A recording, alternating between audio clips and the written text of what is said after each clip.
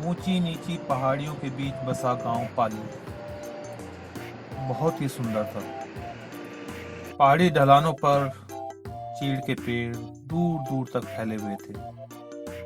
दो पहाड़ियों के बीच की संकरी घाटियों से बहते नाले कहीं कहीं झरनों का रूप ले लेते। बांज बुरांस काफल के पेड़ इन्हीं नाले झरनों के आसपास बिखरे पड़े थे।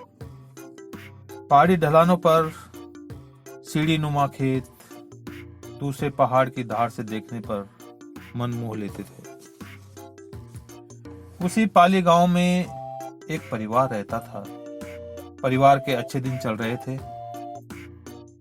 दामनी के पति लोक निर्माण विभाग में पहाड़ों को बम विस्फोट से उड़ाने का काम देखते थे। वे अपना काम बड़ी सावधानी पूर्वक करते थे। उन्होंने कभी अपने अधिकारियों को शिकायत का कभी कोई मौका नहीं दिया। दामनी अपने दोनों बेटे बीरू विजय के साथ सुख पूर्वक दिन काट रही थी। बीरू 5 साल का था और विजय 2 साल।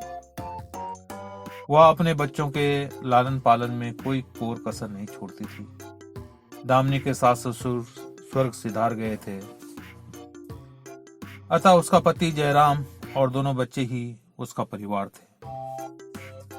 जब भी जयराम घर आता, बच्चों के लिए कुछ न कुछ लाता। दामनी को भी जयराम कोई शिकायत का मौका नहीं देता।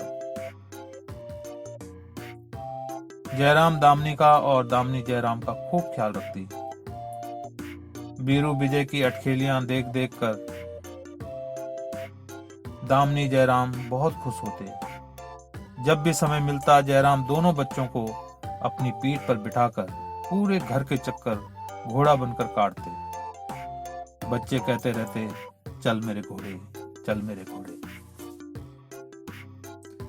खुशी खुशी में समय कब बीता पता ही न चला। बीरू व विजय ने माँ की गोद छोड़ दी और वे गांव के पास ही बने प्राइमरी स्कूल में जाने लगे थे। जयराम जब भी घर पर होता तो बीरू व विजय को पढ़ाता, बच्चों को संसार के बारे में बताता, कभी कहानियां सुनाता तो कभी गाने गाता। बच्चे अपने पापा के साथ बहुत खुश रहते। बीरू 5वीं में और विजय दूसरी कक्षा में पहुंच चुके थे। गुरुजी कभी कभी जयराम के घर आते तो दोनों बच्चों की बहुत तारीफ करते। दोनों बच्चे कुशाग्र बुद्धि के जो थे। दामनी बच्चों की तारीफ सुनकर फूली न समाती थी। जयराम पहाड़ विस्फोट के लिए बम लगा रहा था। सारा पहाड़ खाली कर दिया गया था। जयराम ने साथियों से कहा कि वे दूर हो जाएं और अपने आप अंतिम बम की बत्ती को जोड़ने लगा। सारा काम सही सही हो गया और जयराम अपने साथियों के पास लौट आया। जयराम ने बम फोड़ने का इशारा किया और एक एक कर बम फटने लगे। पहाड़ के पत्थर इधर उधर उछलते। इसी बीच अनहोनी हो गई। पहाड़ से उछला एक मोटा पत्थर दूर दूसरे पत्थर से टकराया।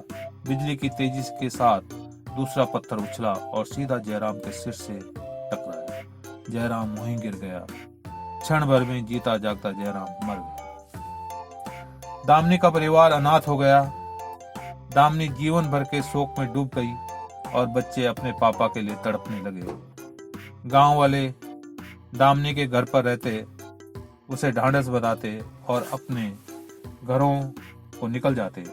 दामनी अभी 30 साल की थी। वह कैसे अपने को और बच्चों को संभालती। एक हंसता खेलता घर शमशान में बदल गया। समय चलता रहा और दामनी ने अपना जीवन अपने बच्चों के भविष्य बनाने में समर्पित कर दिया। दामनी कभी अपने को जयराम के ख्यालों से अलग न कर पाई। बीरू 10वीं में और विजय 7वीं में पहुंच गए थे। दोनों बच्चे अपनी अपनी कक्षा में अव्वल रहते थे। कभी उनकी शिकायत दामनी के पास नहीं आई, इसलिए दामनी बच्चों से बेफिक्र रहती थी।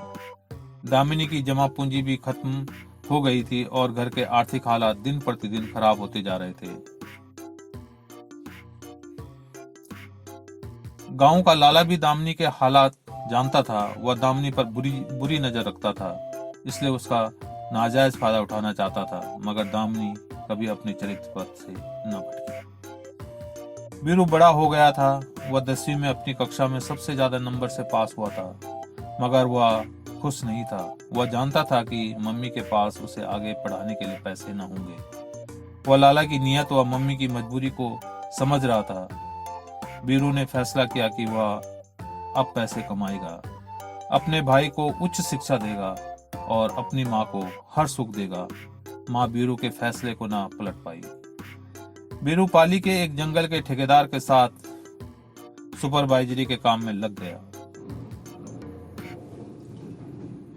बीरू खूब मेहनत करता। बीरू की मेहनत देखकर ठेकेदार बीरू से खुश रहता और हर साल बीरू के पैसे बढ़ाता रहता। एक बार फिर बीरू के घर में खुशहाली लौट आई। विजय पढ़ाई में खूब मेहनत करता और हर बार अपनी कक्षा में पहले स्थान पर आता। विजय ने अपनी पढ़ाई पूरी की और वह देहरादून की एक खेल का सामान बनाने वाली कंपनी में सहायक प्रबंधक के तौर पर लग गया।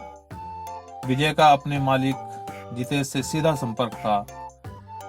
वह सारे काम जितेश के कहने के अनुसार करता। कुछ ही सालों में विजय कंपनी का प्रबंधक हो गया और बीरू ठेकेदार की नौकरी के साथ साथ समाज सुधार के काम करने लगा। जितेश हमेशा 2 नंबर के काम करता और सारे गलत काम वह विजय से करवाता। टैक्स की चोरी करता और जंगल काटने की जितनी सरकार से इजाजत होती उससे दोगुना जंगल काटता। ये सारे उल्टे पुल्टे काम सरकारी कर्मचारियों के साथ मिलकर होते। विजय ने देहरादून में गाड़ी बंगला खरीद लिया और एक रोज माँ को देहरादून ले आया। विजय के ठाट बाट देखकर माँ को शक हो गया। दामिनी सोचने लगी कि कुछ ही सालों में विजय ने इतनी धन दौलत कैसे जोड़ दी। माँ ने विजय से पूछा भी, मगर विजय कोई संतोषजनक उत्तर न दे पाया। माँ का शक और गहरा हो गया। दामिनी कुछ ही दिनों में घर लौट आई। उसने सारी बातें बीरू को बताई। बीरू ने माँ को कहा कि वह विजय के काम की छानबीन करेगा और अगर विजय गलत रास्ते पर होगा तो उसे वह सीधा रास्ते पर ले आएगा। बीरू देहरादून पहुंचा और विजय के काम के बारे में जानकारी लेने लगा। कुछ ही दिनों में बीरू को विजय व जितेश के सारे काले कारनामे समझ में आ गए। जितेश बहुत चालाक था।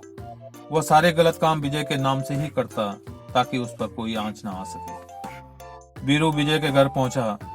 विजय को समझाना चाहा, नौकरी छोड़ने को कहा, मगर विजय पैसे के लिए अंधा हो चुका था।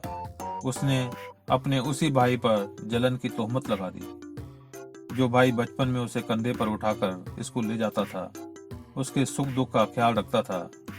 बीरू ने कई बार प्रयास किया मगर विजय न माना। विजय तो बात बात पर बीरू की बातों का ऐसा जवाब देता कि बीरू सन्न रह जाता।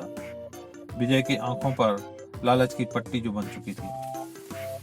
2 दिन विजय के साथ रहने के बाद बीरू ने विजय को एक बार फिर समझाने का फैसला किया। बीरू, विजय बहुत हो गया, सारे काम छोड़ और घर चल, माँ भी यही चाहती है। विजय, भाई देख, इतना रुपया पैसा मैं साथ जीवन में भी नहीं कमा सकता था, तू इसको छोड़ने को कह रहा है। मैं इस ऐसो आराम को नहीं छोड़ सकता भैया। मैं कहता हूँ कि तुम और माँ यहीं आ जाओ, आराम से रहेंगे। बीरू, विजय, तू जानता है कि माँ तेरी बेईमानी के पैसों पर हाथ भी नहीं लगाएगी। विजय, तो मैं क्या करूं? मैं तो इसी में खुश हूं। तुम लोगों को आना है तो आ जाओ, बाकी तुम्हारी मर्जी। बीरू, विजय, हमारे बीच बेईमानी और की दरार आ गई है। इस दरार को विजय तू ही ईमानदारी की सीमेंट डालकर भर सकता है। विजय, भाई तुम मेरी बात नहीं मानोगे, इसलिए मुझे मेरे हाल पर छोड़ दो। बीरू, तुम्हारा रास्ता खतरनाक है, कभी भी तुम पकड़े जा सकते हो। विजय, भाई पापा भी तो ईमानदारी के रास्ते चलते थे, मेहनत की कमाई घर लाते थे। उनका क्या हुआ? ईमानदारी में मारे गए। मैं करोड़ों कमाता हूँ, आराम से रहता हूँ, कोई मेरा क्या करेगा? ज्यादा से ज्यादा जेल पहुंचाएगा, पैसे देकर बाहर भी आ जाऊंगा, क्या फर्क पड़ता है? विजय, तेरा दिमाग खराब हो गया है, इज्जत भी कोई चीज होती है। विजय, भाई पैसा ही इज्जत है, बाकी कुछ नहीं। बीरू ने विजय के गुस्से से एक थप्पड़ जड़ दिया। विजय भी गुस्से में आ गया और बोला, भाई तुम यहाँ से चले जाओ, वरना मेरा भी हाथ उठ जाएगा। बीरू वापस माँ के पास लौट आया। वह माँ को झूठी तसल्लियां देता रहा, मगर माँ समझ गई कि विजय उसके हाथ से चला गया है। वह बेईमानी का धंधा नहीं छोड़ने वाला। यह सोचकर दामिनी एकांत में बैठकर रोती रहती। ईमानदारी और बेईमानी की दरार जो दो भाइयों के बीच पड़ी थी, वह बीरू के लाख जतन के बाद भी न भर पाई। विजय 420 में पकड़ा गया, 2 साल जेल में भी रहा, मगर उसने 2 नंबर के धंधे को न छोड़ा। माँ ने बीरू के लिए दुल्हन ढूंढ ली। वह सोचती अब बीरू की शादी होगी, उसका घर बसेगा, उसके बच्चे होंगे, मुझे दादी दादी कहकर पुकारेंगे। तब फिर विजय का ख्याल आते ही उसके आंसू निकल आते। माँ थी ना, विजय की कौन शादी कराएगा, उसका घर कैसे बसेगा, वो तो अपराधी है। गांव लौटेगा तो सभी उसे क्या कहेंगे। फिर दामिनी यह भी सोचती कि बीरू तो हमेशा अभाव में रहा, उसने तो कम उम्र में ही नौकरी की, जंगलों में धक्के खाए, मगर उसने ईमानदारी का रास्ता न छोड़ा। विजय तो बहुत पढ़ा लिखा है, उसके लिए हमने कभी कोई कमी ना की, उसे तो गरीबी का पता तक न चला। उसका लालन पालन बीरू से भी ज्यादा अच्छा हुआ। फिर ऐसा क्या हुआ कि उसने बेईमानी का धंधा पकड़ा, अपराधी बना, जेल गया। इतना होने के बाद भी अपने माँ भाई को भूल गया। उसके लिए पैसा ही सब कुछ हो गया। हे भगवान, ऐसा क्यों हुआ? क्या मेरी ही परवरिश में कुछ कमी रह गई? वह सोचती जाती, आंसू बहाती, मगर उसको इन सवालों के जवाब न सोचते और उनके बीच की दरार चौड़ी और चौड़ी होती चली गई।